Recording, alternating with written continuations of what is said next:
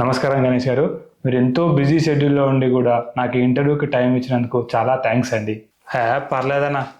మీరు ఒక నిరుపేద కుటుంబంలో పుట్టి ఇప్పుడు ఎంతో కొంత చెప్పుకోదగ్గ స్థాయికి రావడానికి గల కారణం కష్టపడ్డాను. రాత్రి పగలు తేడా లేకుండా బాగా కష్టపడ్డాను. అందుకే ఈరోజు ఈ స్థాయికి వచ్చాను. మొన్న నేను మీ ఫోటో సీఎం గారితో చూశాను. సీఎం గారితో ఫోటో దిగడం అంటే మామూలు విషయం కాదు. ఇంతకీ ఏం మాయ చేసి ఆ ఫోటో దిగారు? మాయ చేయడం ఏందన్నా ఫోటో దిగడానికి? నా గురించి మొత్తం తెలుసుకొని వచ్చావనుకున్నా నా ఇంటర్వ్యూ చేసేటప్పుడు. ఏం తెలుసుకోకుండానే వచ్చినట్టున్నావు. ఏమనుకుంటున్నావన్నా నా గురించి నువ్వు అసలు? నన్ను చాలా తక్కువ అంచనా వేసావన్నా నువ్వు. ఫోటో దగ్గర ఉన్నావానా?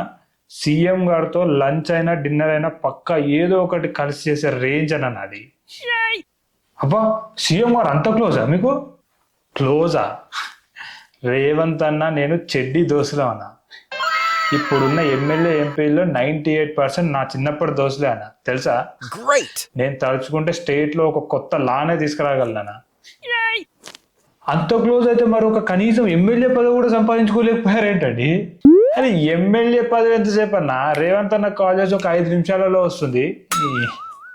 అయినా నువ్వు నన్ను చాలా తక్కువ అంచనా వేస్తున్నావు అన్న. నేను తలుచుకుంటే రేపు మధ్యాహ్నం రాహుల్ గాంధీ గారితో లంచ్ చేయగలను, తెలుసా? అబ్బా, అయితే ఏది ఇప్పుడు ఒకసారి సీఎం గారికి కాల్ చేసి ఎమ్మెల్యే పదవి ఇవ్వమని అడగని చూద్దాం. అరే, నువ్వు చెప్తే ఎందుకు అడుగుతాను నేను? నాకు అడగాలనిపిస్తే అడుగుతా కానీ.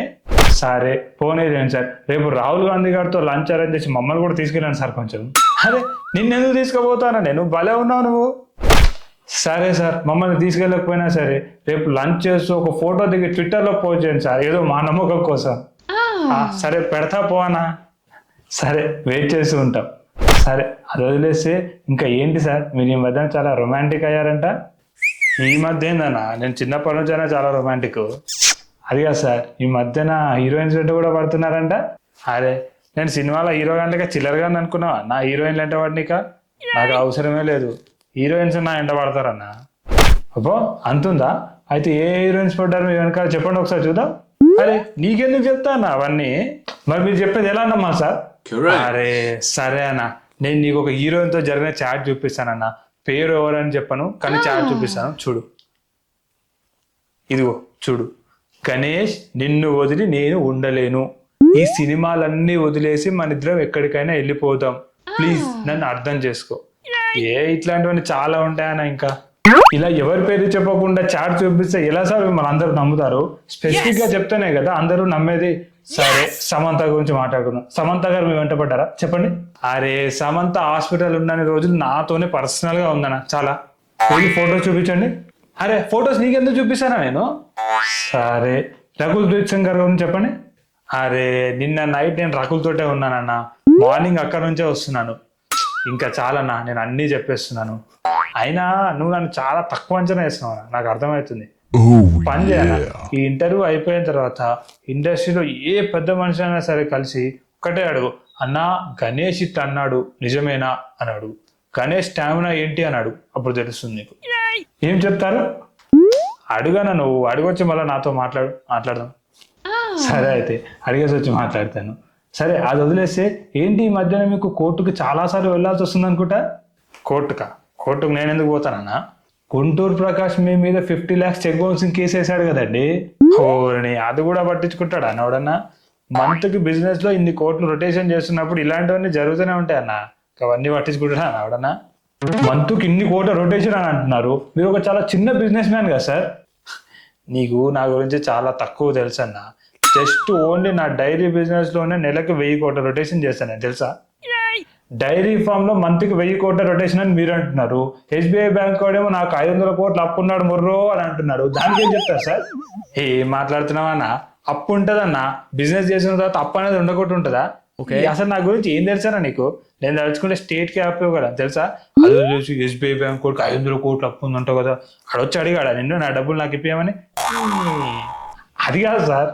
అరే ఊకో అన్న, ఏం పనికి వాళ్ళ మాటలు మాట్లాడుతున్నావు అన్ని.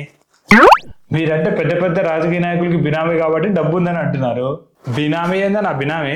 అరే, వాళ్ళందరూ నా చిన్నప్పటి దోస్తులు అంటే మళ్ళీ బినామీ అంటావు. 20 ఏళ్ళ నుంచి బిజినెస్ చేసి కష్టపడి సంపాదించాను నేను డబ్బులు, తెలుసా? నేను తలుచుకుంటే రేపే వాళ్ళందరూ నా బినామీ చేయగలను. Oh నువ్వు ప్రూఫ్ ఉంటే no. మాట్లాడాను, అలాంటి ఇంటర్వ్యూ ఆపి వెళ్ళి ప్రూఫ్ తెచ్చుకోపోన్నాడు. అరే కూల్ సార్ కూల్, ఎందుకంటే కోపం అవుతున్నారు? కోపం అయితే మీ అందం అంతా పాడవుతుంది సార్. అవును సార్, మీరు ఈ ఏజ్ లో కూడా ఇంత అందంగా ఫిట్ గా ఉండడానికి రీజన్ ఏంటి సార్? రోజు పొద్దున్నే లేచి గంట సేపు వాకింగ్ చేస్తానన్నా.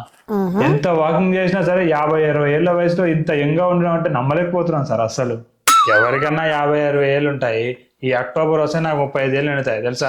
ఏంటి సార్ మీరు మరి ఇంత దారుణంగా అబద్ధాలు ఆడుతున్నారు? ఇప్పుడే కదా సార్ మీరు 20 ఏళ్ళ నుంచి బిజినెస్ చేస్తున్నా అని చెప్పారు. అంటే మీకు 15 ఏళ్ళు ఉన్నప్పుడే బిజినెస్ స్టార్ట్ చేశారా మీరు? చేశానన్నా. ఎవరైనా అలా చేశారా సార్? అరే నాలాగా తెలుగు నోటు చేశాడన్నా, నువ్వు చేయకపోతే ఇంకెవరు చేయరానా? ఎమ్మెల్యే ఎంపీలతో చిన్నప్పుడు ఆడుకున్నాను మీరే కదా సార్ చెప్పారు. ఇప్పుడు వాళ్ళందరికీ 60 ఏళ్ళు ఉంటే మీరు చిన్నప్పుడు అంటే ఎలా సార్? మీరు పుట్టక ముందుగా వాళ్ళతో ఆడుకున్నారా? అరే ఊకను ఏం పనికి మళ్ళీ మాట్లాడుతున్నావు, అన్ని అర్థం పర్థం లేకుండా అసలు. నిన్న నైటే మా దోస్తుగా నీతో ఇంటర్వ్యూ ఉందంటే అమ్మో వద్దురా నాయన అన్నాడు. ఎందుకు అనుకున్నా కానీ ఇప్పుడు అర్థమవుతుంది అన్నో నాకు. అమ్మో ఎప్పుడు చూసినా ఎవరిని ఎట్లా లాగాలి, వీడిని ఎత్తెక్కియాలి, ఇదే ఆలోచిస్తుంటావా నువ్వు మొత్తం? అమ్మో డేంజరే ఉన్నావు నువ్వు. ఎట్లా ఇరికియాలి, ఎక్కడ దొరుకుతాడు, ఎట్లా దొరుకుతాడు, ఇదే ఉంటది అనుకుంటే ఇంటర్వ్యూ చేసినంత సేపు నీ బ్రెయిన్ లా కదనా. అరే మీరు చెప్పిందే కదా సార్ నేను చెప్తున్నాను. అరే ఊకో అన్నా మళ్ళా నువ్వు ఊక. ఓహో పెద్ద నాకు రాజాగా ఉన్నావు నువ్వు ఏమో అనుకున్నా గానీ అందరినీ ఇట్లా నాకి చంపేటట్టున్నావుగా.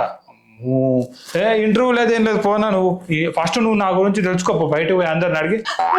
సరే సార్ తెలుసుకుంటాను, కానీ అది వదిలేసి మీరు చేసిన చారిటీ మాత్రం చాలా great sir.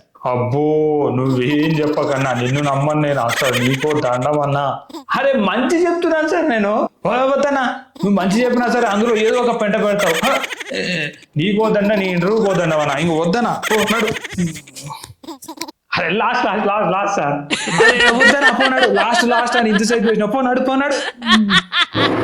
Hello everyone, if you like my video please like, share and subscribe to my channel. Thank you.